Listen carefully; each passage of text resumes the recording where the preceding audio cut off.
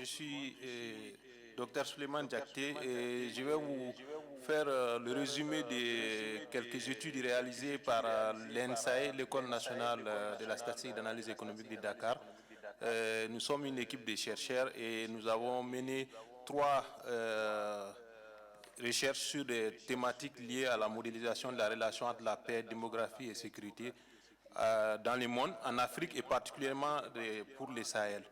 Donc, mon plan de présentation se décline ainsi. Nous allons d'abord analyser, faire une analyse multidimensionnelle de la relation entre la paix, démographie et sécurité au niveau international. Ensuite, nous allons faire une modélisation pour l'Afrique et enfin au niveau du Sahel, pour avoir les facteurs socio-démographiques qui favorisent l'insécurité dans le Sahel. Donc, en guise d'introduction, nous pouvons dire que le continent, l'Afrique constitue un des continents meurtris par des atrocités et peu de recherches, notamment quantitatives, se sont intéressées pour expliquer les facteurs, les causes de ces atrocités. Bon, les causes qui sont souvent avancées sont principalement le chômage des jeunes, n'est-ce pas, les pénuries des ressources et les niveaux élevés d'inégalité sociale, ainsi que des facteurs démographiques qui sont de plus en plus cités dans la littérature. Donc, nous avons une transition démographique au niveau africain qui est relativement lente par rapport au reste du monde, comme ça a été constaté au niveau des précédentes présentations. Donc, et la plupart des jeunes n'ont d'autre choix que d'exprimer leur mécontentement dans les rues. Ils constituent, ce faisant, un marché facile pour les seigneurs de guerre et les terroristes. D'accord. Donc, l'objectif de cette étude est de voir, d'analyser les interrelations entre la paix et la paix et sécurité d'une part et démographie de l'autre part. Donc, nous avons fait trois études, dont je vais vous faire l'économie de ces trois études-là. Pour ce qui est de la revue de la littérature, plusieurs facteurs sont avancés, notamment pour expliquer les conflits au niveau africain. Nous avons les facteurs psychologiques, notamment la théorie des conflits, des frustrations et des agressions, les facteurs sociologiques, comme des actions violentes des masses, les propagandes, etc. Nous avons regroupé ces facteurs-là théoriques en trois groupes, notamment les facteurs, l'approche économique du conflit, avec des auteurs comme Hugon en 2001, qui cite trois analyses, trois approches pour faire l'analyse des conflits au niveau africain. L'analyse utilitaire, ensuite l'analyse qui se base sur le jeu des intérêts économiques et la guerre, la troisième analyse qui constitue la guerre comme, considère la guerre comme un risque systémique, conséquence d'un manque de confiance et en soi et au système. Nous avons l'approche sociale, notamment qui cite les facteurs socio-culturels comme responsables des conflits en Afrique. Les facteurs les plus avancés est l'ethnicité. Okay. Et la troisième approche est celle démographique qui date des travaux de Malthus. Et certains auteurs considèrent même comme étant l'unique et le seul responsable, la démographie est l'unique et seul responsable, serait l'unique et seul responsable des conflits au niveau africain.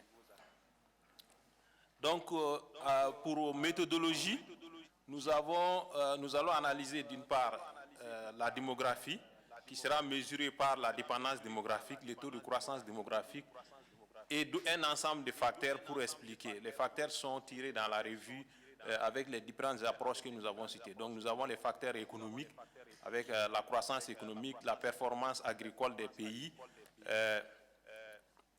les facteurs sociaux comme la démocratie et l'ethnicité ou encore d'autres facteurs comme l'accès à la mer. Donc, nous avons fait d'abord une première étude au niveau international avec un échantillon de 163 pays et 11 facteurs pour essayer d'expliquer le niveau d'insécurité, la relation entre l'insécurité et la démographie au niveau international. D'accord?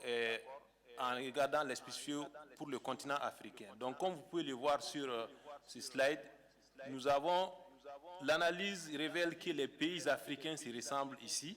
Nous avons des pays comme le Niger, le Mali, le Soudan, le Tchad, qui sont caractérisés par des niveaux de dépendance démographique assez élevés, d'inégalités assez élevées, et qui connaissent des conflits. Et de l'autre côté, nous avons des pays, n'est-ce pas, développés, majoritairement des pays occidentaux, qui sont de l'autre côté. Donc nous avons une opposition de ces groupes de pays-là en matière de démographie et de paix et de sécurité. Nous avons fait une classification au niveau international. Nous avons formé et nous avons retrouvé 3 groupes de pays. Le premier groupe, c'est les pays occidentaux, qui sont majoritairement sûrs. Et le deuxième groupe, c'est le groupe le plus majoritaire, les pays avec un niveau de sécurité moyen. Et le troisième groupe, c'est les pays en situation d'insécurité, qui sont généralement des pays d'Afrique de l'Ouest et qui sont caractérisés par 3 constats majeurs. Ils ont un niveau de dépendance démographique plus élevé que la moyenne internationale, avec 75% comme moyenne au niveau de ces pays-là, contre 47% pour la moyenne générale. Ils ont un niveau de scolarisation au secondaire plus faible que la moyenne internationale, donc, et ainsi qu'un niveau de chômage des jeunes supérieur de 10 points de pourcentage à la moyenne internationale. Donc, les 3 facteurs qui caractérisent ces pays ouest africains majoritairement en situation d'insécurité, c'est la dépendance démographique, le chômage des jeunes et notamment aussi les niveaux faibles de scolarisation au secondaire. Pour ce qui est des résultats de la modélisation au niveau africain, nous avons fait un modèle spatial pour tenir compte des interrelations entre les pays, c'est-à-dire le partage de frontières communes entre les pays peut être facteur d'insécurité pour les pays voisins. Donc nous avons tenu compte de ça dans notre analyse et les résultats montrent qu'effectivement, comme vous voyez sur cette carte-là, nous avons une répartition géographique. Nous avons des pays de couleur souvent foncée qui sont voisins. Et les pays en situation d'insécurité sont généralement des pays ouest africains. Et les pays en Afrique australe s'en tirent mieux en matière de sécurité. Et c'est pareil pour la dépendance démographique. Nous voyons ici sur cette carte que les pays d'Afrique du Nord, n'est-ce pas, ont un niveau de dépendance démographique plus faible et que les pays d'Afrique de l'Ouest, notamment les pays du Sahel, connaissent un niveau de dépendance démographique plus élevé. Et les pays d'Afrique australe ont généralement un niveau de dépendance démographique relativement plus faible. Et les résultats du modèle de la modélisation nous montrent que l'indice de paix et de sécurité, lorsque l'indice de paix et de sécurité d'un pays s'améliore, se dégrade d'une unité, le niveau d'insécurité de ses voisins se dégrade de 0,024, ce qui est énorme pour un indice compris généralement entre 0 et 3. Donc la dégradation sécuritaire d'un pays impacte l'insécurité au niveau de ses voisins. Et l'accroissement de la dépendance démographique, toutes choses égales par ailleurs, d'une unité, n'est-ce pas, aggrave l'insécurité 0,10. 2 minutes. Docteur Diakité, 2 minutes. Là, les slides ne marchent pas. Slide. 2 minutes.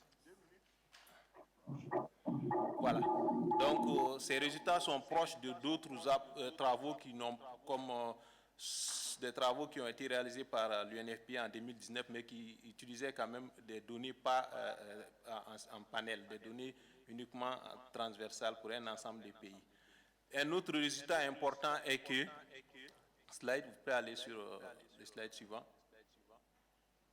Voilà, un autre résultat important est que le niveau de démocratie dans un pays améliore la paix et le niveau de paix et de sécurité dans les pays. Donc l'amélioration de la démocratie améliore la paix et la sécurité dans les pays. OK? Un autre facteur résultat aussi est que l'accès à la mer est un facteur dégradant au niveau d'insécurité au niveau africain.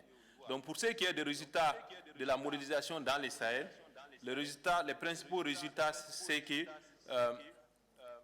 le chômage des jeunes, notamment des jeunes hommes, l'alphabétisation, la migration et la jeunesse de la population favorisent l'insécurité au niveau du Sahel. Ça, c'est au niveau sahélien. Donc, en guise de conclusion, nous pouvons dire qu'au niveau africain, les principaux facteurs explicatif de l'insécurité au niveau africain, c'est la dépendance démographique, le manque de démocratie, le non-maintien des jeunes dans les systèmes scolaires, notamment jusqu'au niveau secondaire,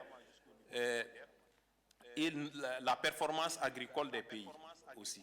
Donc, une baisse du ratio de dépendance démographique d'une unité, n'est-ce pas, permet d'améliorer le niveau de sécurité dans les pays. Et la dégradation de l'insécurité dans les pays impacte celui de ses voisins. Donc, c'est en résumé les principaux résultats de ces travaux de recherche que nous avons menés au niveau de l'INSAE. Je vous remercie.